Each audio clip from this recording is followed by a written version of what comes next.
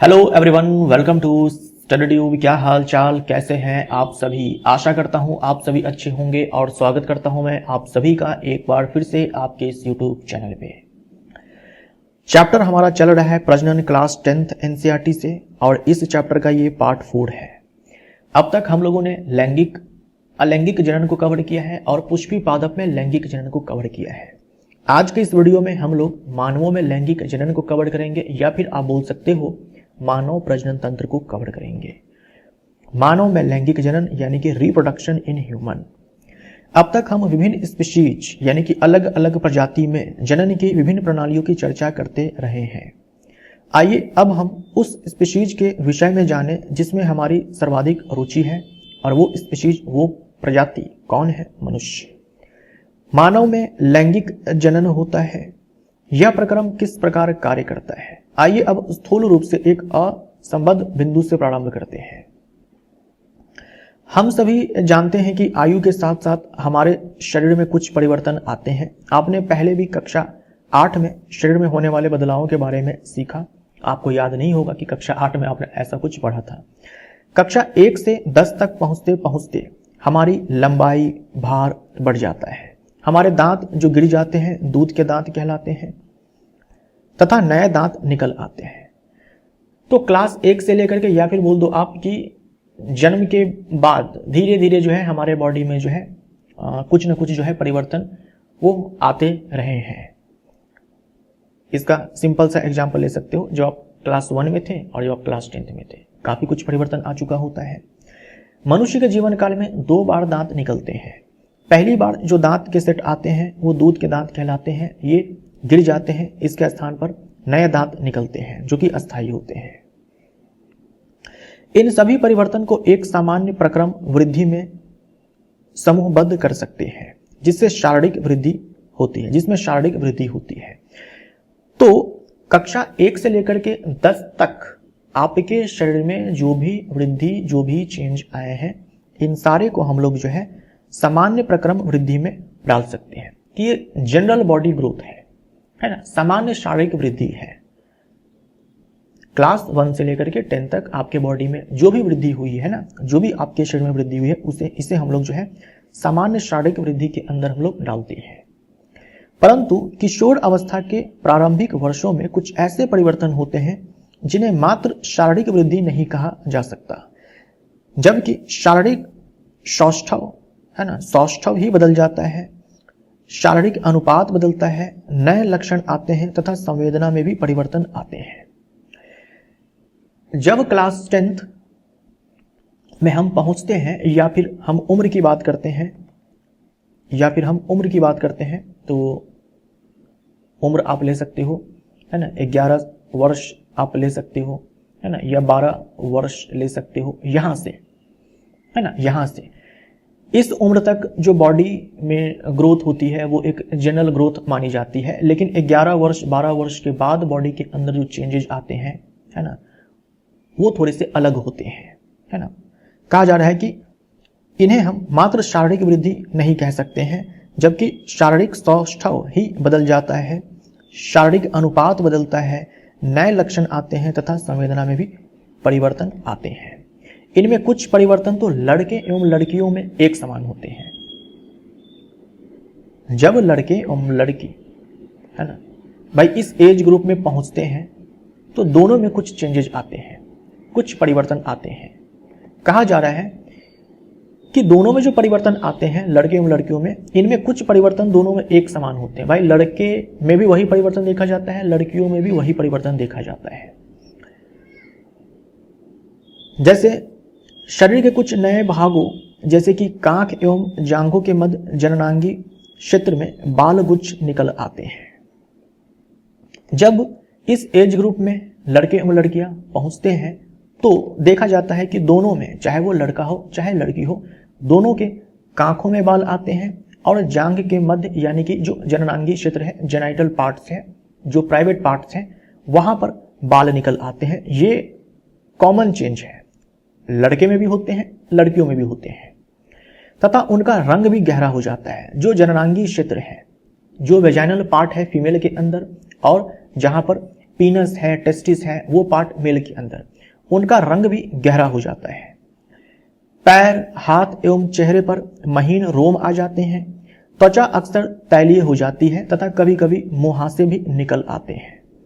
हम अपने और दूसरे के प्रति अधिक सजग हो जाते हैं। ये सारे जो परिवर्तन है आपके एग्जाम में पूछा जाता है, निम्नलिखित में से कौन सा वो परिवर्तन है जो लड़के एवं लड़की दोनों में देखे जाते हैं। तो ये सारे वो परिवर्तन हैं जो लड़के एवं लड़कियों दोनों में देखे जाते हैं। ये सारे परिवर्तन दोनों में कॉमन है, ये आप ध्यान में रखिएगा। दूसरी ओर कुछ ऐसे परिवर्तन भी होते हैं जो लड़के में अलग होते हैं, लड़कियों में अलग होते हैं, लड़कों एवं लड़कियों में भिन्न होते हैं।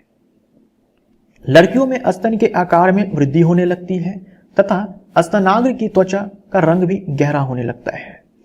यह परिवर्तन केवल लड़कियों में, ठीक, कि उसके ब्रेस्ट का साइज बड़ा हो जाता है और जो निपल का स्किन है, जो ब्रेस्ट है और जो निपल का स्किन है, ये स्किन जो है डार्क हो जाता है, गहरा हो जाता है और निपल के चारों ओर का जो एरिया होता है वो भी थोड़ा सा डार्क हो जाता है। राइट, ब्रेस्ट का साइज इंक्रीज हुआ, जो निपल है उसके स्किन का कलर डार्क हो गया।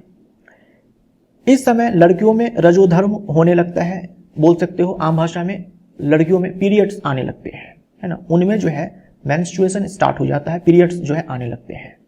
लड़कों की अगर बात करते हैं हम तो उनके चेहरे पर दाढ़ी मूंछें निकल आती है, उनकी आवाज फटने लगती है, आवाज जो है भारी हो जाती है, फटने लगती है और उनके चेहरे पर दाढ़ी मूंछें जो है आने लगती है। साथ ही दिवा स्वप्न अथवा रात्रि में शिश्न भी अक्सर विवर्धन के कारण उर्द हो जाता है। दिन के समय में सोते समय, रात के समय में सोते समय लड़कों में जो उसका शिश्न होता है, यानी कि जो लिंग होता है, पेनिस होता है, वो अक्सर बड़ा हो जाता है साइज में और इरेक्ट हो जाता है, सीधा हो जाता है, बड़ा हो जाता है, इरेक्ट हो जाता है ना, रात्रि में या फिर दिन में सोते समय। ये परिवर्तन लड़कों के अंदर है, ठीक है, लड़कों के अंदर है, दाढ़ी मूंछें निकलना, आवाज फटना और रात या दिन में सोते समय जो है लिंग का जो है साइज में बड़ा हो जाना और उसका सीधा हो जाना, इरेक्ट हो जाना। लड़कियों के अंदर ये चेंजेस आते हैं। तो अलग अलग चेंज है लड़कों में, लड़कियों में, लेकिन ये सारे जो परिवर्तन है ये लड़का एवं लड़की दोनों में देखे जाते हैं। और ये सब स्टार्ट होता है कब से? ये सब स्टार्ट होता है इस एज ग्रुप से, इस एज ग्रुप से स्टार्ट होता है। सभी व्यक्तियों में एक ही समय अथवा एक निश्चित आयु में नहीं होते हैं, सभी व्यक्तियों में एक ही समय अथवा एक निश्चित आयु में नहीं होते हैं।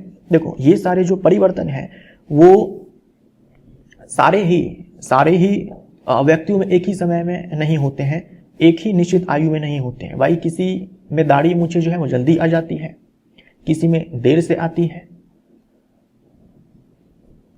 कुछ लड़कियों में ब्रेस्ट का साइज जो है वो जल्दी इंक्रीज कर जाता है और कुछ में जो है देर से इंक्रीज होता है।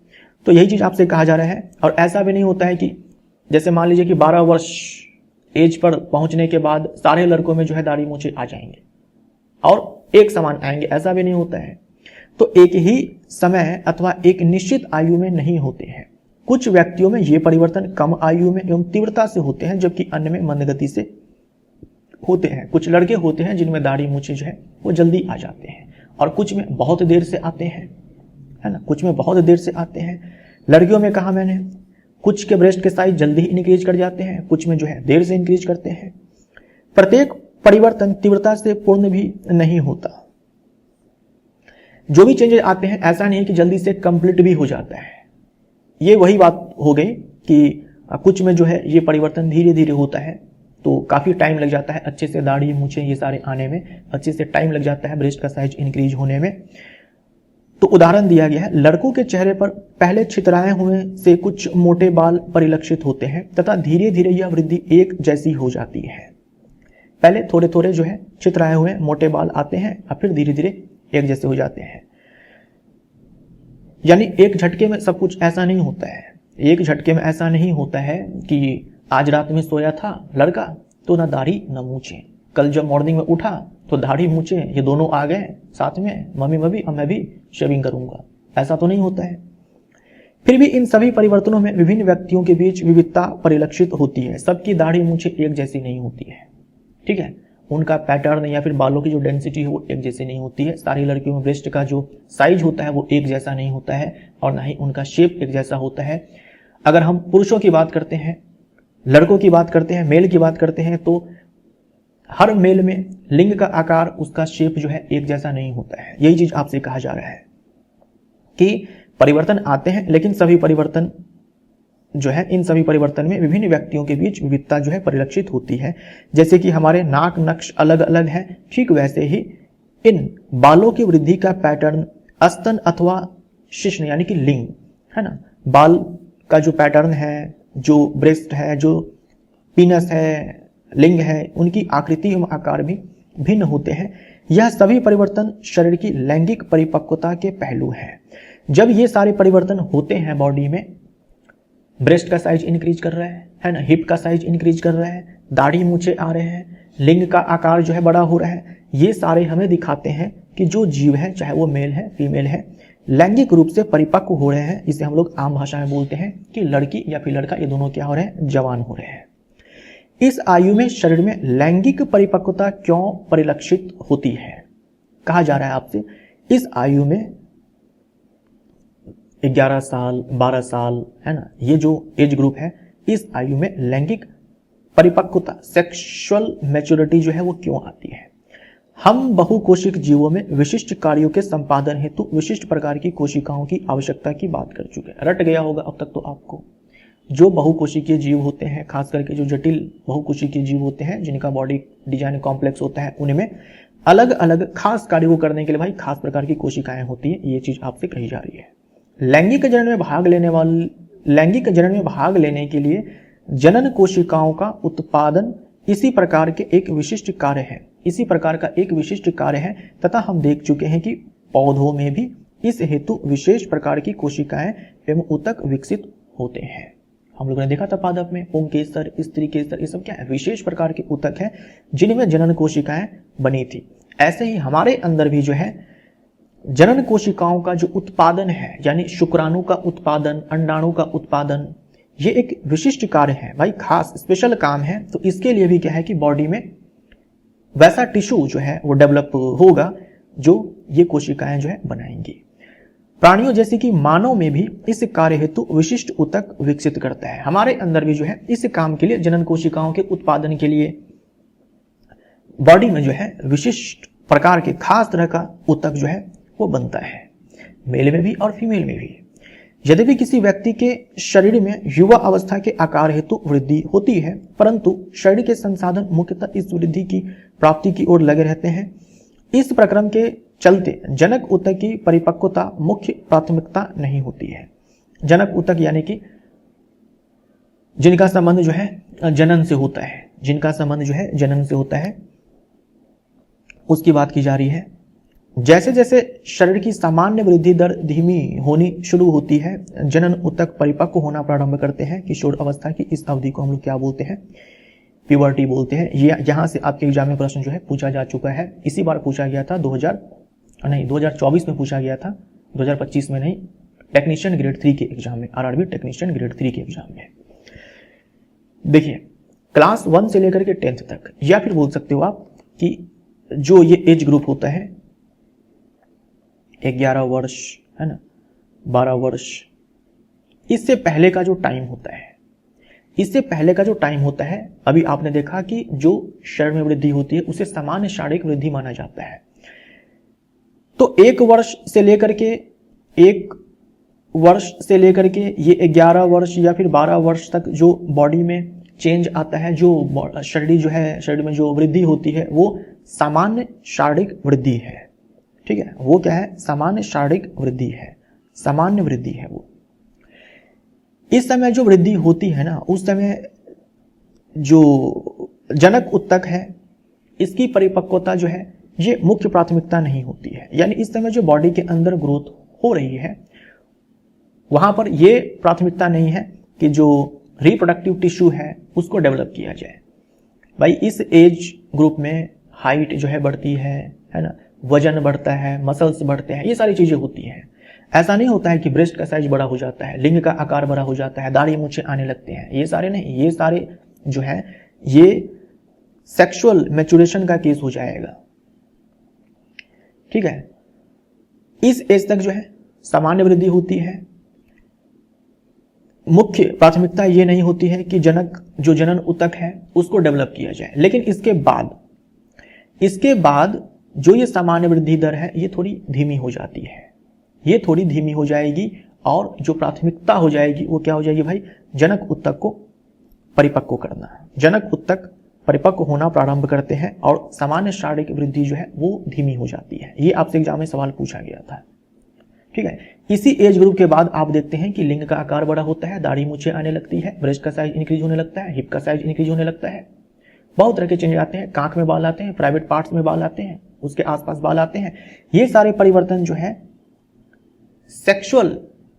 सेक्सुअली मैच्योर करने के लिए जो है ये सारे परिवर्तन आते हैं, तो इस एज ग्रुप के बाद होता है, इस एज से स्टार्ट होता है बोल सकते हो आप। और ये जो है कुछ सालों तक चलता है, 6 साल 7 साल तक जो है चलता है अच्छे से। ये सारी परिपक्वता जो है पूर्ण रूप से सेक्सुअली मैच्योर होने के लिए जो है 6 साल 7 साल 8 साल जो है समय लगता है। ठीक, तो यहां से जो ये चेंज आया ना, यहां से जो इस एज से जो चेंज होना शुरू हुआ शरीर में, बोल सकते हो कि जनन ऊतक जो है परिपक्व होना प्रारंभ हुआ, तो हम बोलते हैं कि प्यूबर्टी, इसे हम लोग प्यूबर्टी बोलते हैं। यानी प्यूबर्टी अब स्टार्ट हो गया, किशोर अवस्था की इस अवधि को हम लोग प्यूबर्टी कहते हैं, है ना। मतलब 11-12 साल से लेकर के 18 साल 19 साल तक के उम्र को आप बोल सकते हो, ये जो पूरा टाइम पीरियड है इसे हम लोग क्या बोलते हैं, प्यूबर्टी बोलते हैं। लड़कियों में ये सारे परिवर्तन हमने देखे, किस हार्मोन के कारण होता है ये आपसे पूछा जाता है, एस्ट्रोजन के कारण होता है। लड़कियों में जो भी परिवर्तन आपने देखे है ना, वो होता है टेस्टोस्टेरोन के कारण, टेस्टोस्टेरोन के कारण। लड़के में आपने जो भी परिवर्तन देखे 11-12 साल के बाद, यानी प्यूबर्टी स्टार्ट जब होती है तब जो भी चेंजेस आते हैं वो इस हार्मोन के कारण लड़कों में, और लड़कियों में इस हार्मोन के कारण, एस्ट्रोजन हार्मोन के कारण। ये सेक्स हार्मोन है लड़की में और ये लड़कों में। अतः वे सभी परिवर्तन जिनकी हमने चर्चा की जनन प्रक्रम से किस प्रकार संबद्ध है। जो भी परिवर्तन आपने देखे थोड़ी देर पहले, जो लड़का लड़की में कॉमन है, लड़की में कुछ अलग है, लड़कों में कुछ अलग है, उन सब के बारे में कहा जा रहा है कि ये जनन प्रक्रम से कैसे रिलेट करते हैं। हमें याद रखना चाहिए कि लैंगिक जनन प्रणाली का अर्थ है दो भिन्न व्यक्तियों की जनन कोशिकाओं का परस्पर संलयन, फ्यूजन, निषेचन, है ना, शुक्राणु और अंडाणु के बीच में निषेचन, है ना। ये लैंगिक जनन प्रणाली का अर्थ है। यह जनन कोशिकाओं के बाह्य मोचन द्वारा हो सकता है, जैसे कि पुष्पी पौधों में होता है, अथवा दो जीवों के परस्पर संबंध द्वारा जनन कोशिकाओं के आंतरिक स्थानांतरण द्वारा भी हो सकता है, जैसे कि अनेक प्राणियों में होता है। कहा जा रहा है कि ये जो जनन कोशिका है इसका जो मोचन है, रिलीज है, ये बॉडी के बाहर हो सकता है। ठीक, ये बॉडी के बाहर हो सकता है, जैसे कि पुष्पी पौधों में होता है। आपने देखा था कि परागन, है ना, परागन जो है वो स्टिग्मा पे आता है, तब जाकर के परागन नहीं, परागकण जब स्टिग्मा पे आता है तो वहां पर पोलन ट्यूब बनता है, उसमें शुक्राणु होता है। ठीक, तो हम बोल सकते हैं ना कि वहां जो जनन कोशिका है, शुक्राणु, वो बाहर में, बॉडी के बाहर रिलीज किया गया था। लेकिन कुछ प्राणियों में क्या होता है, मेटिंग होता है, सेक्स होता है, संभोग होता है, और संभोग के दौरान जो है जनन कोशिका को स्थानांतरित किया जाता है बॉडी के अंदर। ठीक, उनको सेक्स जो है वो करना पड़ेगा। नेचुरली बात की जा रही है, बिना सेक्स किए भी, बिना संभोग किए भी जो है ये काम किया जा सकता है। ठीक है, लेकिन हम अभी नेचुरल तरीके की बात कर रहे हैं, यहाँ पर वो अलग केस नहीं ले रहे हैं। यदि जंतुओं को संगम के इस प्रक्रम में भाग लेना हो तो यह आवश्यक है कि दूसरे जीव उनकी लैंगिक परिपक्वता की पहचान कर सके। अब कहा जा रहा है कि ये जो संगम होता है, ये जो मेटिंग होता है, ये जो संभोग होता है, सेक्स होता है, अगर एक मेल फीमेल को आपस में मेटिंग करना है, संभोग करना है, सेक्स करना है, तो एक दूसरे के बारे में पता होना चाहिए कि सामने वाला जो है सेक्सुअली मैच्योर है ना। एक दूसरे को पता होना चाहिए देख करके कि सामने वाला जो है सेक्सुअली मैच्योर है। ये कैसे पता चलेगा भाई, दाढ़ी मूछे ये सब है ना, लड़कियों में जो चेंज आपने देखे अगर वो सब है तो समझ में आ जाता है कि हाँ सामने वाला जो है सेक्सुअली मैच्योर है। यौवन आरंभ की अवधि में अनेक परिवर्तन जैसे बालों का नवीन पैटर्न इस बात का संकेत है कि लैंगिक परिपक्वता आ रही है। समझ में आया आपको? तो ये जो आपसे कहा गया था अभी कि ये सारे जो परिवर्तन लड़कों एंड लड़कियों में आते हैं, क्यों आते हैं, इनका क्या संबंध है? तो संबंध यही है कि जो जनन कोशिका है उसको स्थानांतरित करना पड़ेगा, उसके लिए संभोग करना पड़ेगा, सेक्स करना पड़ेगा। भाई सेक्स किससे किया जाए, कैसे पता चलेगा कि सामने वाला जो है वो सेक्सुअली मैच्योर है या नहीं है? तो जो बॉडी में चेंजेस आए ना, वो एक संकेत होता है कि सामने वाला जो है वो उनमें लैंगिक परिपक्वता आ रही है या फिर अच्छे से आ चुकी है। तो संभोग किया जा सकता है और ये काम जो है किया जा सकता है, जनन कोशिकाओं का स्थानांतरण किया जा सकता है। उसके बाद क्या होगा? संलयन होगा। दूसरी ओर दो व्यक्तियों के बीच जनन कोशिकाओं के वास्तविक स्थानांतरण हेतु विशिष्ट अंग संरचना की आवश्यकता होती है। जैसे आपने पूछ में देखा था कि परागकण स्टिग्मा पे आया तो शुक्राणु को बीजांड तक पहुंचाने के लिए एक पोलन ट्यूब बना था, याद है आपको पिछले वाले पार्ट में। लेकिन मनुष्यों के केस में भी जो जनन कोशिका है, जैसे शुक्राणु है, उसको अगर मादा के बॉडी में पहुंचाना है, फीमेल के बॉडी में पहुंचाना है, तो उसके लिए जो है एक विशिष्ट अंग और संरचना जो है वो होनी चाहिए। ठीक है, तो मनुष्यों में पुरुष के पास वो संरचना है जिसे हम लोग क्या बोलते हैं? लिंग बोलते हैं, पेनिस बोलते हैं, शिश्न बोलते हैं। ठीक, तो उदाहरण के लिए शिश्न के ऊर्ध्व यानी कि जो लिंग है वो जो इरेक्ट होता है, सीधा होता है, उसकी क्षमता है ना। दूसरी ओर दो व्यक्तियों के बीच जनन कोशिकाओं के वास्तविक स्थानांतरण हेतु विशिष्ट अंग संरचना की आवश्यकता होती है। उदाहरण के लिए शिश्न के ऊर्ध्व होने की क्षमता है ना। जो लिंग है वो इरेक्ट होता है। स्तनधारियों जैसे कि मानव में शिशु मां के शरीर में लंबी अवधि तक गर्भस्थ रहता है तथा जन्म उपरांत स्तनपान करता है। स्तनधारी जो मनुष्य है वो स्तनधारी है। जो बच्चा है वो पलता है गर्भ में, है ना, मादा के गर्भाशय में। और जब बच्चा जन्म ले लेता है तो फिर उसका जो है स्तनपान भी कराना होता है, ब्रेस्ट फीडिंग भी कराना होता है, बच्चे को दूध भी पिलाना होता है। इन सभी स्थितियों के लिए मादा के जननांगों एवं स्तन का परिपक्व होना आवश्यक है। आइए जनन तंत्र के विषय में जानें, रिप्रोडक्टिव पार्ट्स के बारे में जानें। ठीक, मादा के जनन अंग एवं स्तन का परिपक्व होना आवश्यक है। जो ये जनन कोशिका को स्थानांतरित किया जाएगा उसके लिए जनन अंग, जो बच्चे को जन्म लेने के बाद जब उसको दूध पिलाया जाएगा तो उसके लिए स्तन का जो है परिपक्व होना आवश्यक है, क्योंकि यहीं से बच्चे जो है दूध पीते हैं। तो अब आइए नर जनन तंत्र की हम लोग पहले बात कर लेते हैं। नर जनन कोशिका जिसको आप नर युग्मक भी बोल सकते हो, ये क्या है? शुक्राणु है। इसका निर्माण जो है वृषण में होता है, टेस्टिस में होता है। टेस्टिस संख्या में 2 होते हैं, है ना। टेस्टिस संख्या में 2 होते हैं और ये जो हार्मोन होता है टेस्टोस्टेरोन, यहां पे लिखा हुआ है टेस्टोस्टेरोन, ये शिश्न है। इसे हम लोग पीनस या फिर पेनिस भी बोलते हैं, लिंग बोलते हैं। ये संभोग के दौरान शुक्राणु को छोड़ता है मादा के योनि में।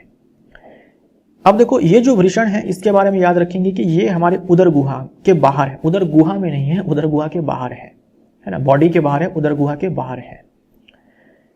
और ये वृषण कोश में, स्क्रोटम में है। एक थैले जैसी संरचना है, पाउच है, एक है थैले जैसी संरचना जिसमें क्या है, संख्या में ये 2 वृषण है।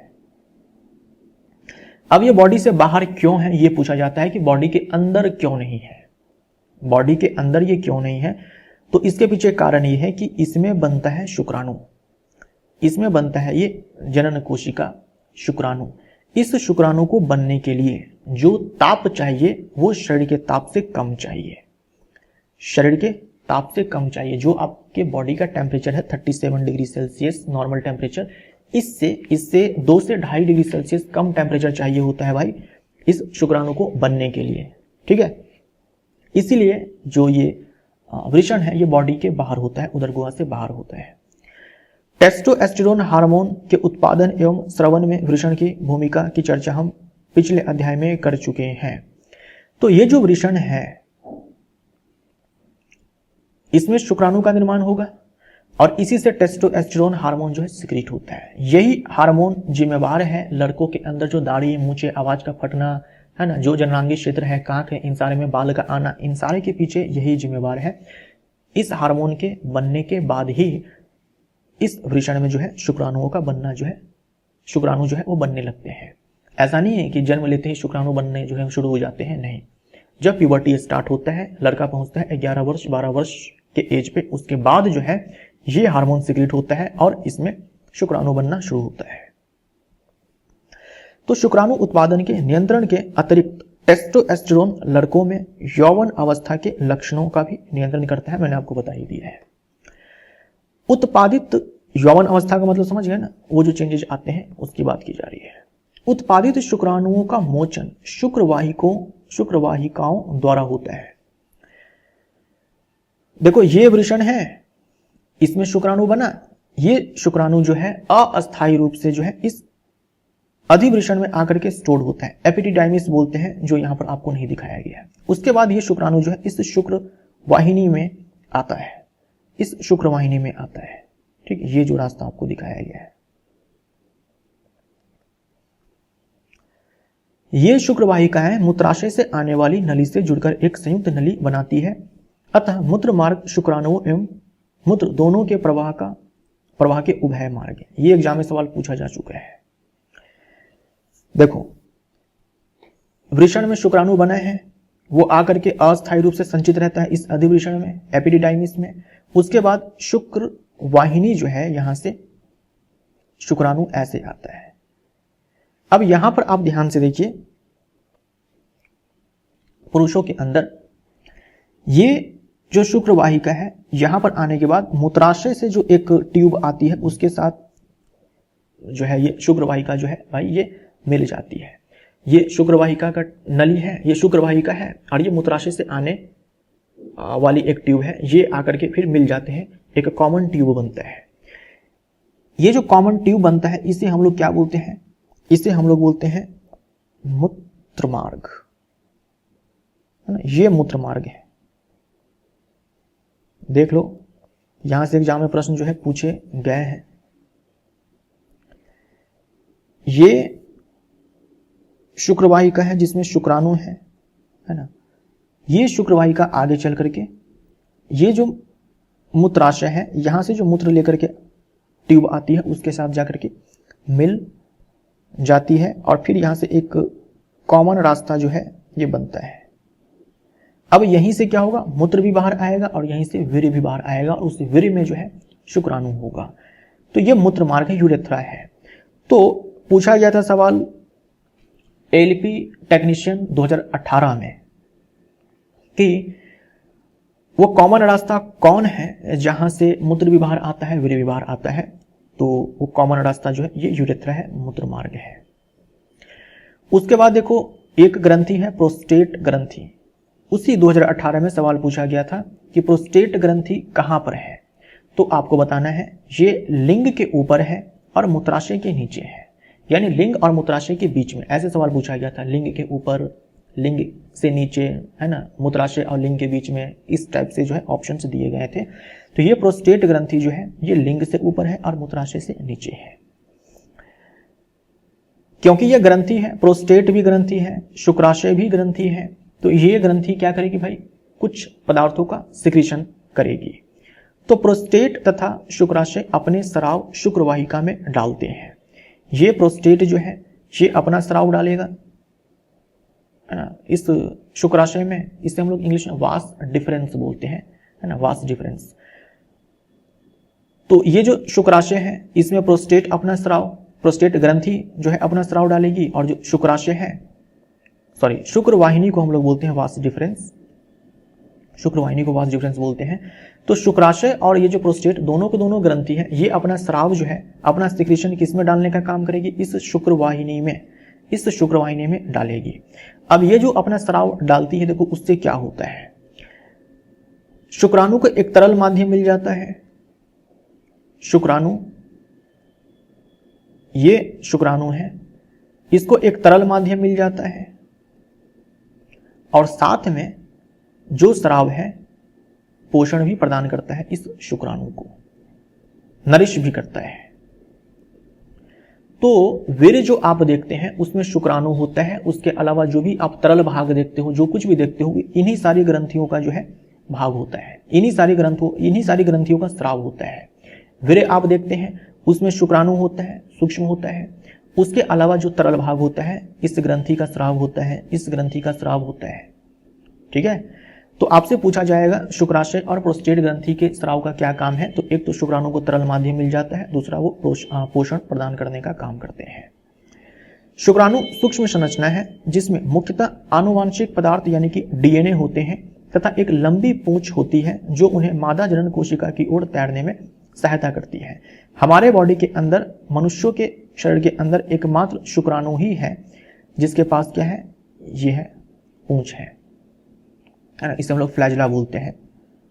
तो ये जो पूंछ है ये शुक्राणु को तैरने में, गति करने में जो है मदद करती है मादा के बॉडी के अंदर, है ना, मादा के बॉडी के अंदर मादा जनन कोशिका तक जाने में, यानी कि फैलोपियन ट्यूब तक जाने में, क्योंकि वहीं पर निषेचन होना है।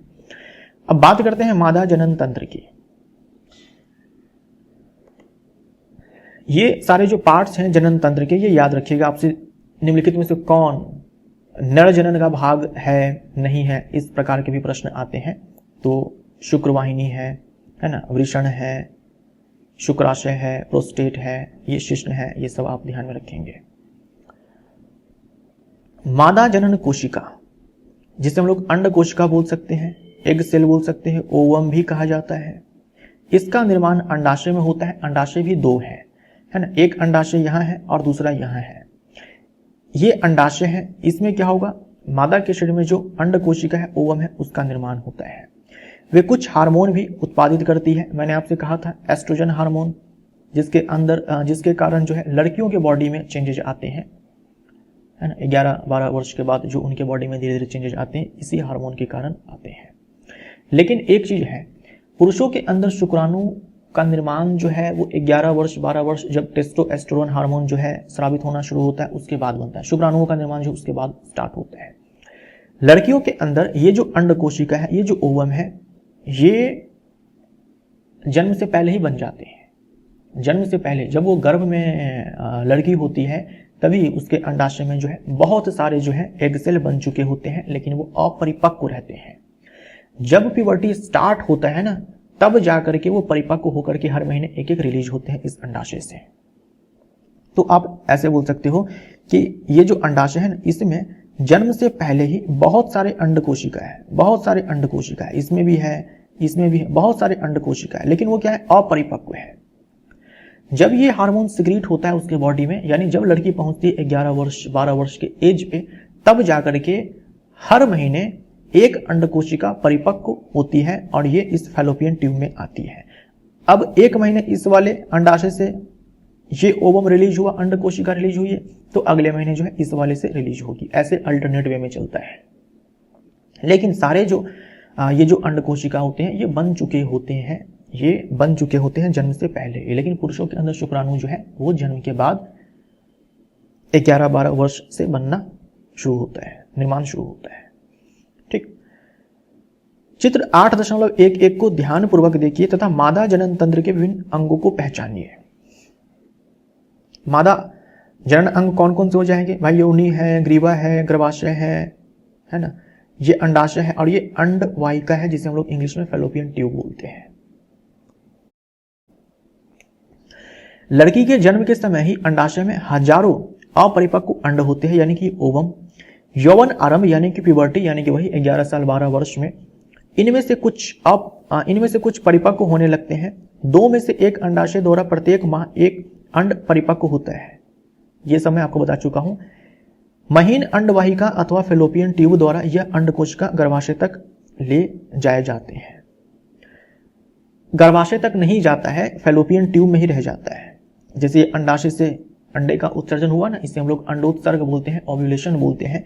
ये फैलोपियन ट्यूब में जाकर के ही कुछ दूरी पे वो अंडा जो है रुक जाता है। जब निषेचन होगा ना, तो जाकर के वो जो निषेचित अंडा होगा वो गर्भाशय में आएगा, वैसे नहीं आता है। दोनों अंडवाहिका है, लेकिन आप याद रखना ये चीज डायरेक्ट जो है आपके एग्जाम में यहां से प्रश्न आ सकता है। तो अंडाशय से फैलोपियन ट्यूब में, फिर गर्भाशय में, आप ऐसे याद रखो। दोनों अंडवाहिकाएं संयुक्त होकर एक लचीली थैली नुमा संरचना का निर्माण करती है, जिसे गर्भाशय कहते हैं। ये गर्भाशय है, ये गर्भाशय की भित्ति है, ये पूरा गर्भाशय है। गर्भाशय ग्रीवा द्वारा योनि में खुलता है। ये जो गर्भाशय है, गर्भाशय ग्रीवा द्वारा ये जो पार्ट है ये योनि में खुलता है। तो ये योनि है, ये क्रम आप याद रखिएगा, योनि है, उसके बाद ग्रीवा है, तब गर्भाशय है। आपसे ये भी पूछा जाएगा कौन सा पार्ट जो है संख्या में 2 है, यानी कौन जोड़े में है, कौन जोड़े में नहीं है। ठीक, तो अंडाशय संख्या में 2 है, फैलोपियन ट्यूब संख्या में 2 है, ये आप याद रखेंगे। मैथुन के समय यानी कि सेक्स के समय, संभोग के समय शुक्राणु योनि मार्ग में स्थापित होते हैं। शुक्राणु को जो है इस योनि मार्ग में छोड़ दिया जाता है। एक साथ जो है बहुत सारे शुक्राणु को छोड़ा जाता है। तो शुक्राणु को छोड़ दिया गया इस योनि मार्ग में संभोग के दौरान। ठीक, अब ये जो शुक्राणु है इस ग्रीवा को पार करते हुए, गर्भाशय को पार करते हुए ये कहां पे आता है? इस फैलोपियन ट्यूब में आता है। यहीं पर जो ओवम है, जो एग सेल है, जो इस अंडाशय से निकला था, ये इंतजार में है कि शुक्राणु आएगा और निषेचन होगा, इंतजार में है। अब ये निषेचन हो भी सकता है, नहीं भी हो सकता है भाई। संभोग नहीं करे तो निषेचन नहीं होगा, संभोग अगर कर भी ले तो भी गारंटी नहीं है कि निषेचन होगा। लेकिन शुक्राणु को जाना पड़ेगा यहीं पर, जब भी निषेचन होगा तब भी। ठीक, तो मैथुन के समय शुक्राणु योनि मार्ग में स्थापित होते हैं, जहां से ऊपर की ओर यात्रा करके अंड वाहिका तक पहुंच जाते हैं, इस फैलोपियन ट्यूब तक पहुंच जाते हैं, जहां अंड कोशिका से मिल सकते हैं। निषेचित अंडा विभाजित होकर कोशिकाओं की गेंद जैसी संरचना या भ्रूण बनाता है। मान लो कि निषेचन हो गया, ये शुक्राणु जो है वो चलते चलते जो है इस फैलोपियन ट्यूब में आ गया, तो हम जानते हैं उसके बाद क्या बनेगा? जाइगोट बनेगा, एक कोशिका यूग्मनज बनेगा। उसके बाद कोशिका का विभाजन होगा और भ्रूण बनेगा। ये जो भ्रूण होगा ये गर्भाशय में स्थापित हो जाता है, यानी निषेचन हो गया, भ्रूण बनेगा, और ये भ्रूण जो है आकर के गर्भाशय की भित्ति में आकर के भ्रूण चिपक जाएगा, जहां लगातार विभाजित होकर वृद्धि करता है तथा अंगों का विकास करता है। ये भ्रूण फिर धीरे धीरे क्या होगा? इसमें समसूत्री विभाजन होगा, डेवलप होगा, टिश्यू बनेगा, ऑर्गन सिस्टम बनेगा, और फिर 9 महीने के बाद जो है यहां से जो योनि मार्ग से जो है बच्चा बाहर आएगा। हम पहले पढ़ चुके हैं कि मां का शरीर गर्भ धारण एवं उसके विकास के लिए विशेष रूप से अनुकूलित होता है। अतः गर्भाशय प्रत्येक मां भ्रूण को ग्रहण करने एवं उसके पोषण हेतु तैयार करता है। उसकी आंतरिक परत मोटी होती जाती है तथा भ्रूण के पोषण हेतु रुधिर प्रवाह भी बढ़ जाता है। होता क्या है कि प्यूबर्टी जब स्टार्ट हो जाता है उसके बाद जो फीमेल है वो प्रेग्नेंट हो सकती है, निषेचन जो है उसके बॉडी में हो सकता है। निषेचन होगा तो क्या होगा? भ्रूण बनेगा, और उस भ्रूण को कहां आना है? इस गर्भाशय की भित्ति में आकर के चिपकना है। तो इस भ्रूण को पोषण प्रदान करने के लिए, उसको सहारा देने के लिए हर महीने जो है ये गर्भाशय की भित्ति मोटी होती है, हर महीने मोटी होती है, हर महीने थोड़ी सी मोटी हो जाती है, और नई नई रक्त वाहिनी जो है यहां पर बनती है। सिर्फ इसलिए कि अगर निषेचन हो गया और भ्रूण आकर के स्थापित हो गया, भ्रूण का अंतरोपण हो गया, तो वैसे केस में जो भ्रूण है उसे पोषण प्रदान करना है, ऑक्सीजन प्रदान करना है, उससे वर्ज्य पदार्थ को लेना है, उसको प्रोटेक्ट करके रखना है। इसलिए हर महीने ये तैयारी चलती है। अगर निषेचन नहीं हुआ तो सारी तैयारी जो है वो खत्म हो जाती है, क्योंकि उसकी कोई जरूरत नहीं है। ठीक, वो सारी तैयारी खत्म हो जाती है, और फिर वो ब्लड के फॉर्म में, कुछ म्यूकस के फॉर्म में जो है पीरियड के रूप में वो सारे पार्ट्स टूट फूट करके जो है योनि से बाहर आ जाते हैं। भ्रूण को मां के रुधिर से ही पोषण मिलता है। इसके लिए एक विशेष संरचना होती है जिसे प्लेसेंटा कहते हैं। प्लेसेंटा कहते हैं, यह एक तश्तरी नुमा संरचना है। यह ध्यान में रखिएगा कि जो प्लेसेंटा है ये तश्तरी नुमा संरचना है, और प्लेसेंटा एक ऐसा टिश्यू है, एक ऐसा ऊतक है जिसमें 2 पीढ़ियों की कोशिकाएं होती है। 2 पीढ़ियों की कोशिकाएं, मां है और जो बच्चा है पल रहा है, वो दोनों की कोशिकाएं हैं उस प्लेसेंटा में। 2 पीढ़ियों की कोशिकाएं होती है प्लेसेंटा में। ये एकमात्र टिश्यू है ह्यूमन बॉडी के अंदर, वही फीमेल के अंदर। भाई तश्तरी नुमा संरचना है जो गर्भाशय की भित्ति में धसी होती है। इसमें भ्रूण की ओर एक ऊतक में प्रवर्ध होते हैं, यानी कि विलाई होते हैं। जैसे कि छोटी आंत में विलाई होती है, ठीक वैसे ही दीर्घरोम। मां के ऊतक में रक्त स्थान, ब्लड स्पेस होते हैं जो प्रवर्ध को आच्छादित करते हैं। यहां पर देख लीजिए, ये पूरा गर्भाशय आपको दिखाया गया है, ये योनि है, ये गर्भाशय है। इसमें देखो प्लेसेंटा आपको दिखाया गया है, ठीक है। ये प्लेसेंटा है, इसके कुछ पार्ट को जूम करके आपको यहां पर दिखाया गया है। इसमें देखो लिखा हुआ है ना कि भ्रूण की ओर, भ्रूण की तरफ उतक में प्रवर्ध होते हैं, यानी कि विलाई होते हैं। मां के उतकों में रिक्त स्थान होते हैं जो प्रवर्ध को आच्छादित करते हैं। तो आप ध्यान से देखिए, आप यहां पर ये जो पार्ट आपको दिखाया गया है, यही वो प्रवर्ध है, यही वो विलाई है। ये क्या है? ये विलाई है। इसे आप दीर्घ रोम भी बोल सकते हो। छोटी आंत में उंगली नुमा संरचना थी ना, वही कुछ वैसी ही संरचना है, उंगली नुमा संरचना है, जिसे हम लोग क्या बोलते हैं? विलाई बोलते हैं। ये प्लेसेंटा में है और किधर की तरफ है? इधर की तरफ है ना, इधर की तरफ है। और ये जो पूरा का पूरा विलाई है, इसके चारों तरफ क्या है? ब्लड है, ब्लड लिखा ना, ब्लड स्पेस। मां के ऊतक में ब्लड स्पेस होते हैं जो प्रवर्ध को आच्छादित करते हैं, यानी ये पूरा समझ लो कि डूबा हुआ है। ये सारे के सारे विलाई जो है, ये मां के ब्लड से जो है ये डूबे हुए हैं, है ना, ये डूबे हुए हैं। और इस विलाई में क्या है? रक्तवाहिनी है, रक्तवाहिनी है। तो जो ऑक्सीजन है, जो पोषण पदार्थ है, वो मां के ब्लड में है, मां के ब्लड से इस विलाई में, और विलाई से होते हुए इस अम्बिलिकल कॉर्ड में, अम्बिलिकल कॉर्ड में जो है, इसमें ये होती है, शीरा होती है ना, धमनी होती है, रक्तवाहिनी होती है। तो मां के ब्लड से इस विलाई में, और विलाई से अम्बिलिकल कॉर्ड में जो रक्तवाहिनी होती है, उसमें ऑक्सीजन है, जो पोषक पदार्थ है, वो सारे जो है आ जाते हैं ब्लड में। इस अम्बिलिकल कॉर्ड में जो रक्तवाहिनी है, और उस रक्तवाहिनी से जो है, इसमें देखो बच्चे के अंदर जो शीरा है और बच्चे के अंदर जो आर्टरी है, धमनी है, उसके अंदर इस वाले ब्लड से ऑक्सीजन, पोषक पदार्थ, ये सारे आ जाते हैं। और ये सब किसमें? अम्बिलिकल कॉर्ड में। ये इसकी बात मैं कर रहा हूं। इसे लाइफ लाइन कहा जाता है बच्चे के लिए, लाइफ लाइन कहा जाता है। ये प्लेसेंटा और इस बच्चे को आपस में जोड़ने का काम जो है करता है। इस अम्बिलिकल कॉर्ड के अंदर बच्चे की जो शीरा है, धमनी है, वो है। तो इस ब्लड स्पेस से ऑक्सीजन, न्यूट्रिएंट्स, ये सारे इस विलाई से इस अम्बिलिकल कॉर्ड के अंदर, बच्चे के अंदर जो धमनी है, उसमें वो सारे ऑक्सीजन, पोषक पदार्थ आते हैं और बच्चे के बॉडी के अंदर वो सारे पदार्थ चले जाते हैं। बच्चे के बॉडी के अंदर जो नाइट्रोजनीकरण वर्ज्य पदार्थ बन रहा है या फिर कार्बन डाइऑक्साइड बन रहा है, उसको भी तो बाहर निकालना है। तो इस अम्बिलिकल कॉर्ड से होते हुए, क्योंकि इसके अंदर क्या है? इसके अंदर शीरा है, उस शीरा में जो है वो सारे वर्ज्य पदार्थ जाएंगे, फिर जो है इस विलाई से होते हुए इस ब्लड स्पेस में, और फिर इस ब्लड स्पेस से मां के बॉडी में, है ना, मां के बॉडी में, यानी कि मां के ब्लड में, फिर वहां से जो है मां के ब्लड से जो है उस चीज को फिर वापस निकाला जाएगा। तो यहां पर देखो, यह मां से भ्रूण को ग्लूकोज, ऑक्सीजन एवं अन्य पदार्थों के स्थानांतरण हेतु एक बृहद क्षेत्र प्रदान करते हैं। कौन? इस प्रवर्ध की बात की जा रही है। ज्यादा प्रवर्ध का मतलब है कि ज्यादा एरिया मिल जाता है, ज्यादा से ज्यादा ग्लूकोज और ऑक्सीजन जो है बच्चे के बॉडी में जाएगा। विकासशील भ्रूण द्वारा अपशिष्ट पदार्थ, जैसे कि नाइट्रोजनीकरण वर्ज्य पदार्थ है या फिर कार्बन डाइऑक्साइड, ये सारे पदार्थ, जिनका निपटान उन्हें प्लेसेंटा के माध्यम से मां के रुधिर में स्थानांतरण द्वारा होता है। तो बच्चे और मां के शरीर में जो पदार्थों का आदान प्रदान होता है, मां से ऑक्सीजन, है ना, मां से ऑक्सीजन, ग्लूकोज, ये सारी चीजें बच्चे में जाने हैं, वो प्लेसेंटा के थ्रू ही जाएंगे।